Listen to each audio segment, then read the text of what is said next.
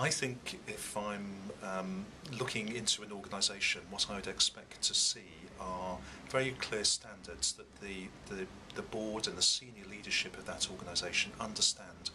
what it is that they want to provide to patients and their families. So very clear about those standards, what they want to improve, saying how much improvement and by when, and also having some very clearly expressed values about what it means to work in their particular organisation.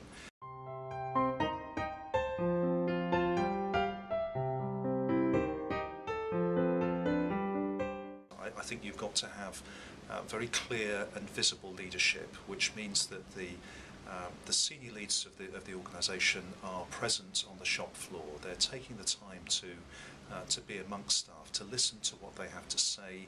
to hear whether there are any impediments in the systems which may prevent staff from giving of their very best and giving high quality care. I think you can only do that if you're genuinely interested. You're talking about the things that matter, and for me that's about how we improve our healthcare systems and how we get reliability. It's not about the financial position or waiting times. Those are important, but staff need to know that you're authentic, that if you say you're attaching importance to something, and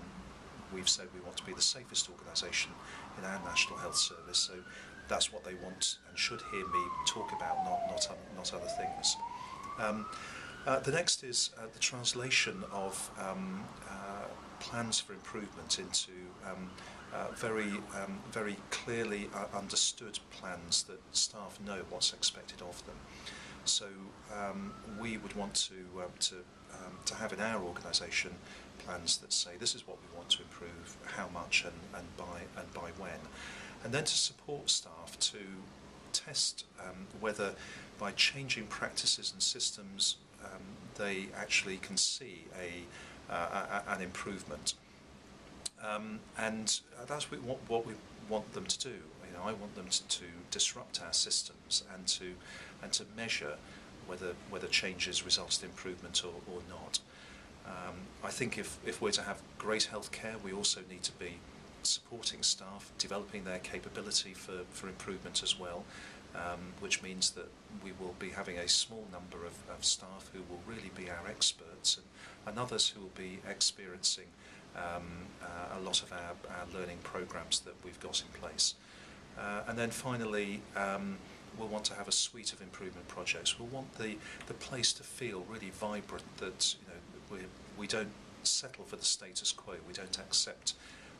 that things are as they are. There's always room for improvement, and I think in great organisations you've got this sense of vitality and vibrancy of staff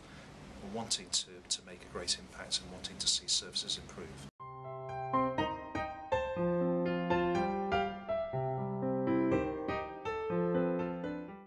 When I use that term, what I have in my mind is that if every member of staff, and we have 6,500 people at Salford Royal, were asked to hold on to a rope, and I as the Chief Executive then pulled it,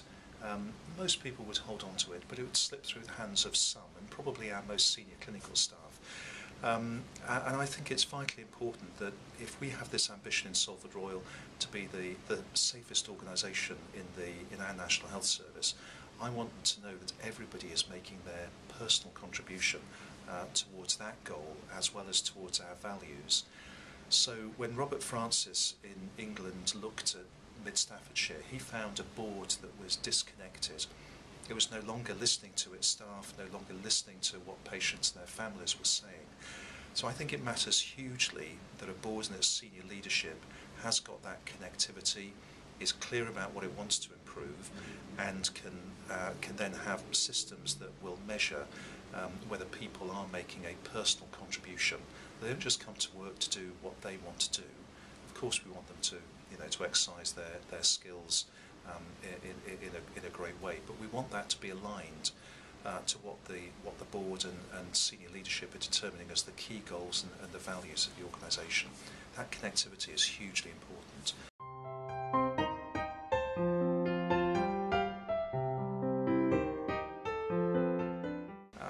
I reflect reflect back in the last couple of years and see that it's been quite difficult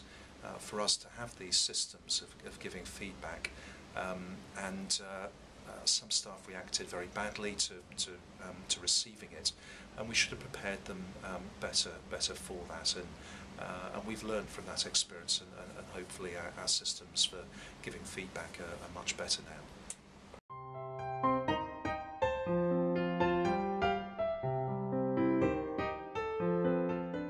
I think the biggest change amongst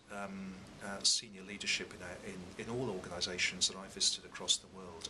is to see that the power for change and improvement isn't going to come from the chief executive or the senior leadership team. It's going to come deep within the organisation, where staff have the creativity, they've got the ideas, they know the things that don't work, the systems that get in the way, and ceding that power to the staff is hugely important, because you get back far more in return, and that would be the biggest message, or the biggest learning that I've made in this most recent stage of my career, that if you give people power, they'll use it well, they'll come up with the ideas that will change and improve our systems, improve care to our patients and their families.